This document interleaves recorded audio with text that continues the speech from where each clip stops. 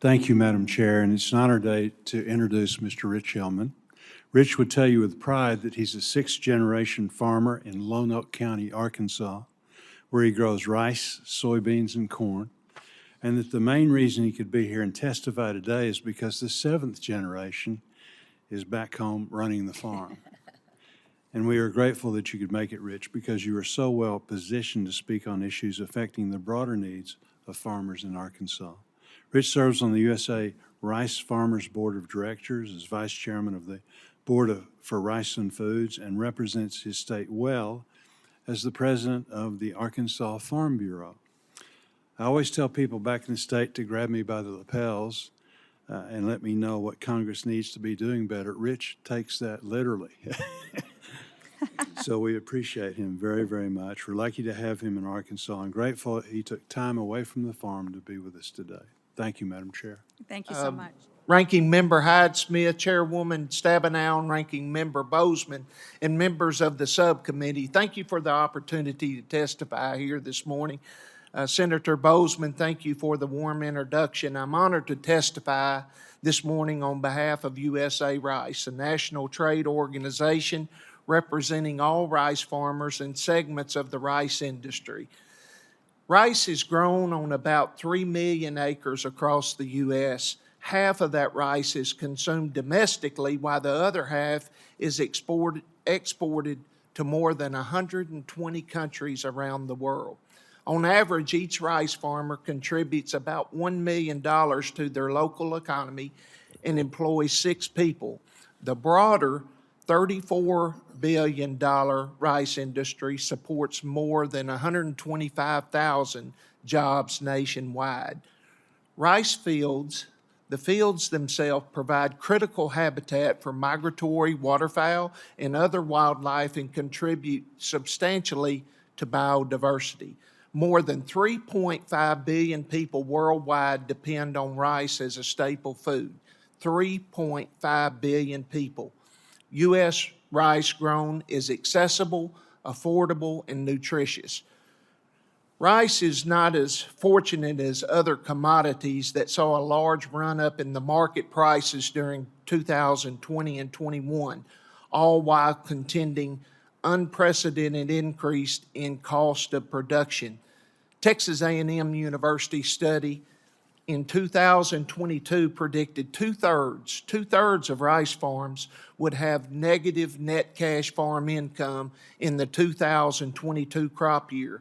USDA also reports more than 30% increase in operating costs, which we talked about here this morning. On our farm, it was even higher. Thank you all, in particular Senator Boozman, for providing vital assistance to rice farmers in 2022 crop year for the 23 Omnibus Appropriation Bill. It was truly critical for rice farmers, Senator. The current cost of production is extremely higher than the 2012 levels when current PLC reference prices was calculated and established in the 2014 Farm Bill. That makes the current program not a true safety net for rice farmers today. In 1986, a long time ago, I purchased my first combine for $100,000 or thereabouts. The stress of that debt caused lost sleep and a lot of worry. Although I was fortunate to have my father as a backstop, I was determined to make that payment and paid that machine off. My son, who is a 7th generation farmer, and my brother and I all have greater pressures and challenges today. That combine is now $750,000. The importance of that story is the economies of scale that we have, and they have only become more evident. To keep pace with capital and other costs, we must farm more land and take on a lot more risk. As a high-cost input crop, subject to severe global market distortions due to predatory trade practices of foreign countries, U.S. rice farmers are more vulnerable to the impacts of inflation and global events that have caused increased cost of fuel, fertilizer, labor, as well as the highest interest rates many of the farmers, especially our young farmers, have ever experienced in their careers. A strengthened safety net would ultimately be more cost-effective for farmers and taxpayers than continued ad hoc programs.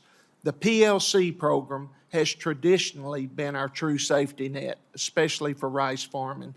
It's allowed us to better compete on lopsided global playing field impacted by foreign subsidies, tariffs, and non-tariff trade barriers. India subsidizes its rice producers by upwards of 90%. 90% and injected billions to offset escalating input costs. This is only one example of many predatory trade practices used by foreign competitors, and we continue to ask the U.S. to address blatant WTO violations. USA Rice strongly believes reference prices under PLC need to be increased and indexed to provide a safety net that remains relevant over the long haul to ensure the long-term viability of the U.S. rice. The work that you all do in this subcommittee and on the Senate Ag Committee is extremely important to the families that I represent. It's important to me and my family, and please never underestimate what you do here in our nation's capital because it is so critical to those family farmers. I appreciate all of your hard work and thank you for the opportunity this morning.